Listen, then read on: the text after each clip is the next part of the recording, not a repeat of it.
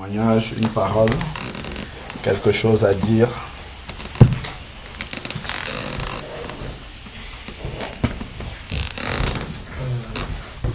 J'ai un témoignage à faire, en fait, c'est un témoignage de notre vie, ce qui nous amène au ciel ici aujourd'hui. Donc,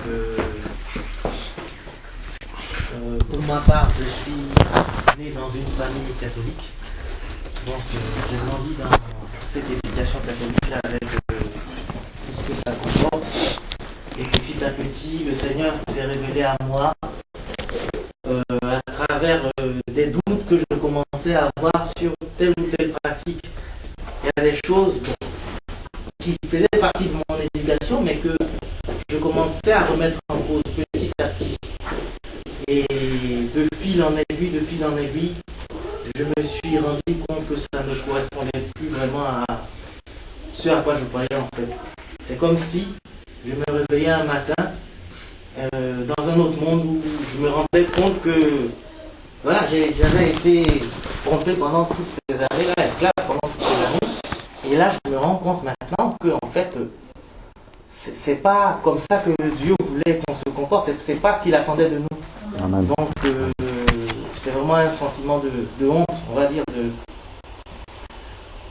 voilà, que j'avais eu à un moment donné, parce que je me suis rendu compte que toutes ces années-là, en pensant bien faire souvent, je faisais des choses qui n'étaient pas agréables, de bons parfums vis-à-vis de lui. Donc voilà, donc petit à petit, on s'est rendu compte qu'on était un peu trop loin et on a décidé de sortir de ce milieu-là.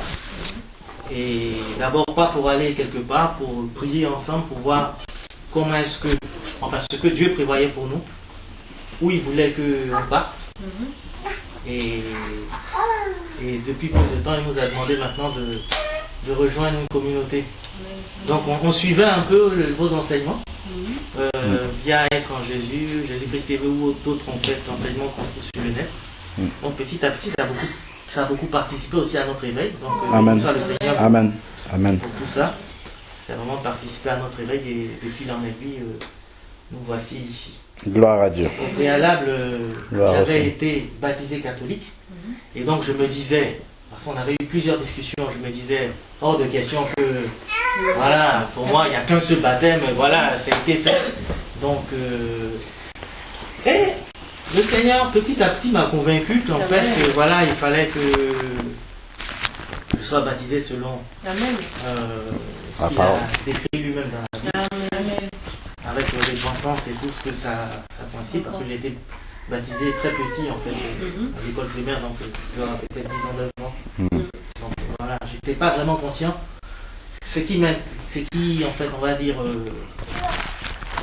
ce qui m'intéressait, c'était la fête qu'on devait faire après. Voilà, tout ça, cette ambiance-là qui était plutôt, voilà, donc c'était pas le baptême en lui-même en fait. Voilà, donc avec ma femme, elle a un autre cheminement par rapport à moi. Mais bon, voilà, en fait. Gloire au Seigneur. Pour continuer, en fait, moi, on va dire que moi, je suis née dans une famille, on va dire, qui ne pratiquait pas de religion particulière. Ma mère était, je ne sais pas si vous connaissez Digma, une religion traditionnelle.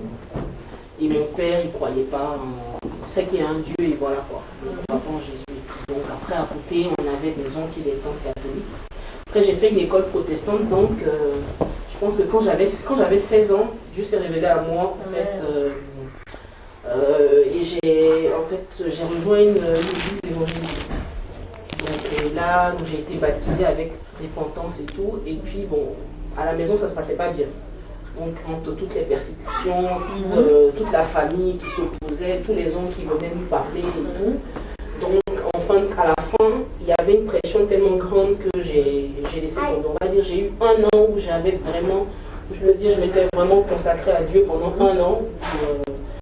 Mais après, avec quand même, je pense aujourd'hui avec du recul, quelques points qui n'étaient pas forcément positifs. Par exemple, j'étais convaincue que moi j'étais dans le vrai, tous ceux qui étaient autour étaient dans le faux. Donc à la maison, je parlais à personne. Donc tout ça faisait que voilà, la pression devenait encore plus grande. Qu'est-ce qui se passe du jour au lendemain? chambre, elle abandonne tout, elle jette tous ses habits, elle veut parler à personne parce que tout le monde est mauvais. Voilà, donc finalement, bon, la pression était trop forte, j'ai laissé tomber. Bon, après, moi j'ai toujours cherché Dieu d'une façon ou d'une autre. Après, j'ai rejoint une école où tout le monde autour de moi était catholique. Donc je me suis dit, bon, tout le monde est catholique, donc je fais comme les autres. Et puis voilà, après moi j'aimais bien chanter. Donc il y a la chorale, on va à la chorale, on chante, on revient. Mais la vie ne traduit pas le... Voilà. Donc la vie à côté n'a rien à voir avec ce que le Seigneur demande. On ne dit pas plus la parole que ça. Donc c'est vrai qu'il y a, moi par contre, les pratiques de l'église catholique, je ne connais pas vraiment l'église catholique. Parce que j'ai fait la chorale, mais sérieusement, j'ai même été rebaptisée catholique pour d'autres mariages. Mais je l'ai fait pour faire quoi. Donc, voilà. Mais, et puis, en suivant donc, les différentes... On a recommencé, on a allé à nouveau à l'église catholique, parce que là, on avait vraiment décidé de suivre un peu plus le Seigneur. Et voilà, il y a certains trucs qui ne lui convenaient pas, qui lui, en fait, voilà, le dérangeait. Moi, de toute façon, j'étais pas qu'on me fasse mon mari et tout. Ça, vu que j'étais plus protestante à la base, ça ne me convenait pas, mais bon, je faisais comme les autres. Et puis là, on s'est dit, bon, peut-être qu'il faut prendre conscience du fait que Jésus nous voit dans tout ce qu'on fait, donc en fait, il faut choisir, quoi. Parce que comme il dit, ne pas choisir, c'est choisir. Si à la fin, on se dit, bon, moi, je pense autrement, mais quand quelqu'un dit quelque chose, je ne le contrôle pas, je ne suis pas d'accord avec lui, mais je dis rien, voilà. Et puis, bon, finalement,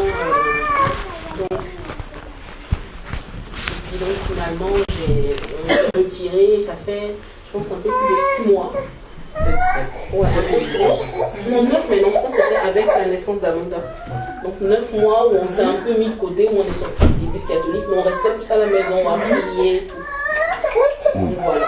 D'accord. Puis là, je pense que le Seigneur nous a mis à cœur maintenant d'intégrer une communauté, parce que tout seul, je pense que c'est bien au début pour prendre du recul, pour savoir, pour pas, je pense de dire suivre, pour suivre. Tout à fait. Mais il y a un moment avec gloire à Dieu. Amen. Je t'amène de ça.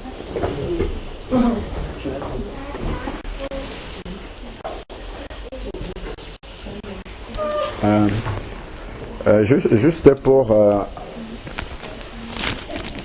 apporter un petit éclairage par rapport à ce qui a été dit, que Dieu soit béni. C'est vrai qu'on a tous des cheminements un peu différents qui se rejoignent souvent les uns les autres. Moi aussi, j'ai grandi dans une famille protestante. On va dire, moi je n'ai pas été baptisé bébé, mais c'était à l'âge déjà adolescent, 15-16 ans, que j'ai eu quelques gouttes d'eau sur la tête. Et ça a été un grand blocage pour moi lorsque je me suis converti, parce que je pensais que mon baptême était valable.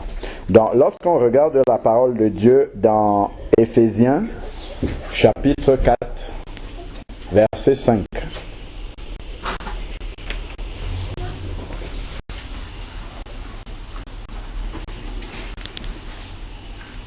Éphésiens chapitre 4, verset 5.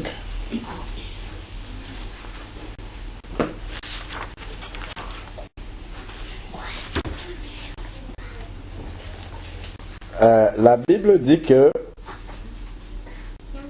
il y a un seul Seigneur, une seule foi, un seul baptême.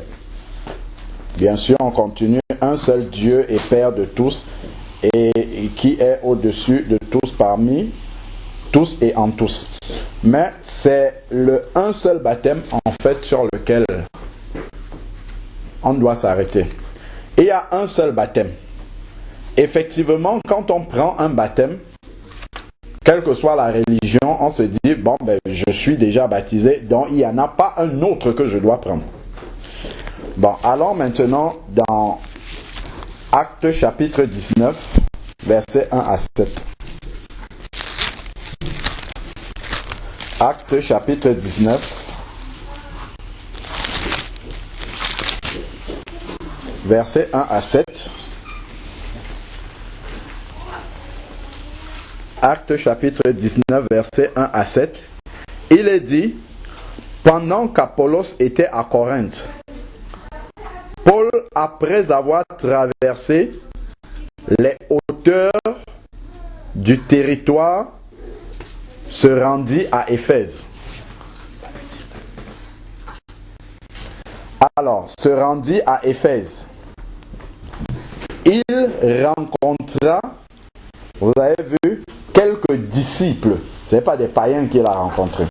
C'est des personnes que la Bible appelle déjà des disciples. Ce n'est pas ça que j'appelle. Donc, ce sont déjà des disciples. Et il leur dit, avez-vous reçu l'Esprit Saint quand vous avez cru?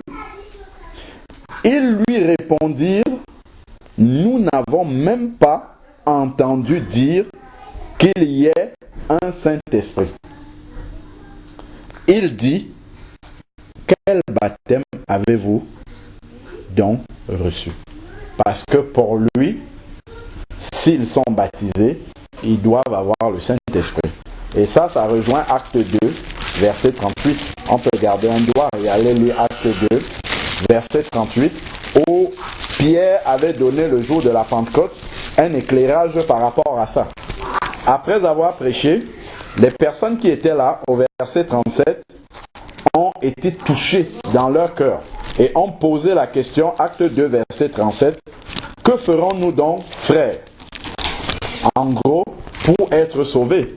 Et qu'est-ce que Pierre va leur répondre au verset 38? Pierre leur dit, repentez-vous et que chacun de vous soit baptisé au nom de Jésus pour le pardon de vos péchés et vous recevrez le don du Saint-Esprit. Donc, s'ils avaient été baptisés selon ce modèle-ci, ils devaient naturellement avoir le Saint-Esprit. Donc, il dit repentance, ensuite baptême, et là, le don du Saint-Esprit arrive. Mais comme ils n'ont pas été baptisés selon ce modèle, d'ailleurs, Paul justement, il pose la question parce que ce verset-là que nous venons de lire, Acte 2, 38, n'a pas été manifesté dans leur cas. C'est pourquoi Paul pose la question, mais c'est quel baptême alors que vous avez reçu? Parce que pour lui, il n'y a qu'un baptême, qui est celui dont Pierre parle dans Acte 2, verset 38. Poursuivons la lecture. Ensuite, il répondit, nous sommes à la suite du verset 3. Il répondit, le baptême de Jean. Ça, maintenant, ça va alerter Paul. Quand il dit le baptême de Jean, pour nous, ça peut être le baptême catholique, le baptême protestant, le baptême presbytérien, le baptême, tous les baptêmes qu'on a là, aujourd'hui. Et donc, il va leur expliquer maintenant. Alors, Paul dit, il va apporter l'éclairage. Jean a baptisé du baptême de repentance. C'est pourquoi on les appelle des disciples. Parce qu'ils sont passés par le baptême de Jean, dont ils se sont repentis. Seulement, leur repentance n'a pas été concrétisée par le véritable baptême biblique. C'était là où était le problème. C'est pour ça que l'Esprit Saint n'est pas venu apporter le sceau dans leur vie, le sceau de Dieu dans leur vie. Parce qu'ils ne sont pas passés par les étapes bibliques. Jésus a dit dans Matthieu 28, vers le verset 20 et suivant, « Allez, faites de toutes les nations des disciples. » C'est-à-dire, allez et annoncez-leur la repentance. D'ailleurs, je crois que Luc 24 le dit. C'est-à-dire, il a envoyé ses disciples annoncer la repentance aux gens. Donc, quand on annonce la repentance aux gens et que les gens passent effectivement par cette repentance-là et prennent la décision de suivre Jésus, ils deviennent des disciples. Maintenant, il faut valider tout ça par l'obéissance du disciple qui est la toute première, c'est le baptême d'eau par immersion. C'est-à-dire, tuer l'ancienne vie complètement, qu'elle soit enterrée. Parce que quand quelqu'un est mort, on ne peut pas rester avec le corps de la personne. Il faut enterrer la personne. Et la Bible dit bien dans Éphésiens 2 que nous étions morts par nos offenses. Donc lorsque nous ne connaissions pas encore le Seigneur, nous étions dans la mort. Et lorsqu'on accepte le Seigneur, il nous fait revenir à la vie. Nous ressuscitons avec Christ. Et maintenant que nous sommes ressuscités, l'ancienne personne, elle est toujours là. Donc il faut l'enterrer. C'est pourquoi il faut passer dans les eaux du baptême.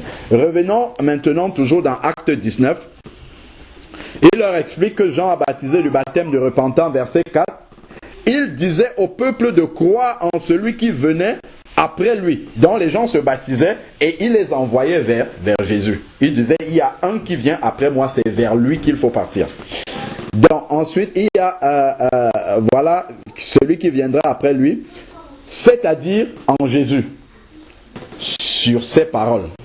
Si nos baptêmes d'avant étaient valables, Paul n'aurait pas baptisé cela. Surtout que le baptême de Jean était quelque chose qui venait de Dieu en plus. Ce n'était même pas quelque chose... ce n'était pas ce que nous on appelle les baptêmes dans les religions aujourd'hui qui ne viennent même pas de Dieu. Parce que Jean est quelqu'un que Dieu, un prophète que Dieu avait envoyé. Donc Jean avait le sceau de Dieu et il avait justement l'approbation de Dieu de baptiser les gens pour le baptême de repentance. Mais malgré cela, Paul, sur ces paroles-là, dès qu'il a entendu que leur baptême n'était pas le baptême biblique tel que Pierre l'a dit dans Acte 2, qu'est-ce qu'il a fait? Sur ces paroles, il fut baptisé au nom de Jésus. Donc, Paul a mis en conformité leur baptême pour que l'Esprit Saint vienne maintenant pour valider et mettre le sceau sur leur vie spirituelle.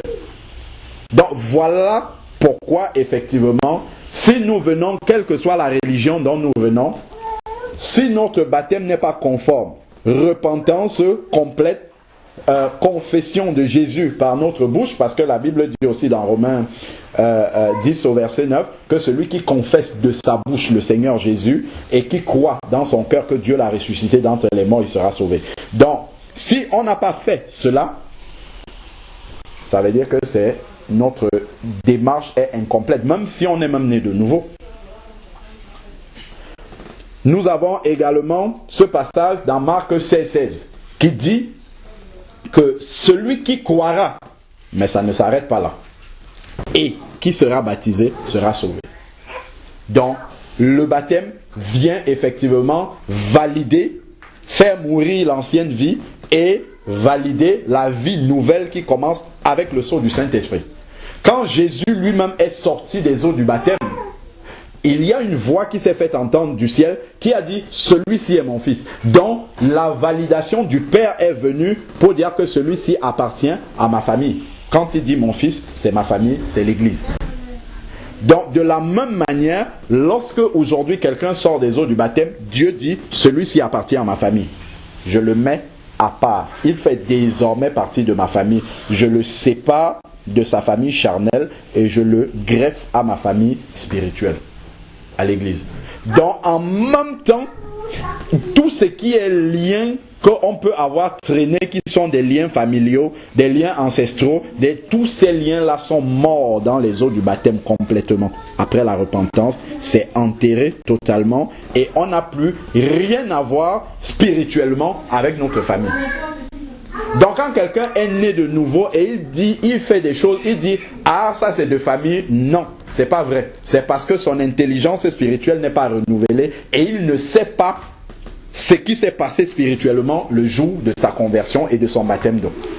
C'est toute cette réalité spirituelle, cette puissance spirituelle que Dieu va déployer quand on plonge quelqu'un dans les eaux du baptême. C'est tout cela qu'il fait mourir, tout ce qui descendait de sa famille, tout ce qui descendait de son ancienne vie, tout cela reste dans les eaux du baptême complètement. C'est ça qu'on enterre. Voilà pourquoi on doit immerger la personne. Je prends l'exemple souvent, si nous allons maintenant au cimetière et que en passant devant une tombe, on voit que juste le buste de quelqu'un est enterré, la tête est dehors, les pieds sont à l'extérieur, on va fuir. Là, il y a un véritable problème parce que la personne n'est pas complètement enterrée. C'est la même chose que les baptêmes où on immerge par la personne. Que ce soit les gouttes d'eau sur la tête, moi j'en ai reçu quand j'étais plus jeune. On dit baptiser, mais on met les gouttes d'eau sur la tête. En fait, baptiser, ça veut dire plonger dans, ça veut dire immerger. On ne peut pas dire immerger et on immerge pas la personne complètement. on la met à moitié. C'est comme un mort qu'on enterrerait juste une partie du corps, soit la tête, on enterre la tête et puis on laisse le corps à l'extérieur. Ça n'a pas de sens. Donc il faut immerger complètement de la même manière que Jésus a été mis complètement dans la tombe et qu'il est ressorti après. Donc c'est pourquoi il faut immerger. Donc maintenant Paul ici, il les a baptisés au nom de Jésus. Parce que cela était nécessaire, ce n'était pas un détail. Et ensuite, il va leur imposer les mains et le Saint-Esprit descend sur eux et ils se mettent à parler en langue. Donc, effectivement, la démarche de passer dans les eaux du baptême conformément à la parole de Dieu est indispensable, en fait. Sinon, même si on a expérimenté la conversion, on va tourner en rond. Et moi, je l'ai expérimenté. J'ai résisté pendant 6 mois avant de passer dans les eaux du baptême et j'ai pu observer, constater comment ma vie spirituelle tournait en boucle. Je ne me sentais plus avancé. Au début, quand je me suis converti, j'ai senti vraiment le renouvellement en fait de ma pensée, mais après, j'ai commencé à tourner en boucle. Ça n'avançait plus. Et c'est le baptême qui a apporté le déblocage. Parce que effectivement, il y avait encore tout le poids de la religion ancienne. Je me référais encore justement à ma famille qui avait été dans cette religion-là, à mes grands-parents et tout ça. J'avais souvent référence encore à eux. Parce qu'il y en avait qui étaient pasteurs, il y en avait qui étaient anciens d'église et tout ça. Et c'est sur cela que reposait en fait mon assurance du salut. Alors que mon assurance du salut devait reposer sur Jésus seul. Et c'est après le baptême que vraiment tout cela a été renversé en fait dans ma tête. Tous ces raisonnements-là ont été renversés. Et le véritable salut est venu dans mon cœur complètement. Donc ce n'est pas un détail, le baptême par immersion avec la repentance. C'est vraiment ce que le Seigneur demande parce que il y a un travail spirituel que peut-être matériellement, physiquement, on ne le voit pas, mais après, on va le ressentir pratiquement dans la vie de tous les jours. On va ressentir vraiment toute une différence complète entre l'avant et après. Même les Écritures même vont s'éclairer d'une manière nouvelle, parce que notre intelligence spirituelle a été renouvelée par l'Esprit de Dieu qui a pris place. Et toute son autorité en nous, parce qu'on est dans l'obéissance complète. Donc c'est vraiment tout cela qui va se mettre en place dès lors que l'obéissance est venue. Donc voilà un peu quelques mots qu'on peut mettre sur votre démarche. C'est vraiment le Seigneur qui vous conduit dans cette marche-là. Maintenant pour la sœur Ghislaine qui avait déjà été baptisée d'eau par immersion et passée par la repentance, le Seigneur, quand il commence un travail avec nous, si par nos propres manquements nous sortons de la voie de Dieu, le Seigneur en fait il n'efface pas notre nom du livre de vie. C'est pas ce qu'il fait. C'est à la fin, quand on part de la terre. Parce que la Bible dit qu'il est réservé aux hommes de mourir une seule fois, après quoi vient le jugement. Donc c'est à la mort, quand on meurt, là maintenant il va regarder notre état à ce moment-là. Si on n'est plus dans la foi, là il va effacer le nom du livre de vie, on n'est plus là-dedans. Mais tant qu'on est encore vivant, on peut encore revenir. Et quand on revient, on ne recommence pas tout avec le Seigneur. C'est-à-dire que les dons qu'il avait mis en toi, son esprit, tout a été mis en sommeil. Quand tu sors de ses voies, ça se met en sommeil et l'autre commence à agir, il nous conduit dans ses voies, tout ça. Mais le jour où on entend de nouveau la voix de Dieu et qu'on revient, Dieu remet simplement en éveil tout ce qui était resté dans le sommeil et on continue la marche. Là où il avait arrêté le chantier, parce que nous sommes tous des maisons en construction que Dieu fait.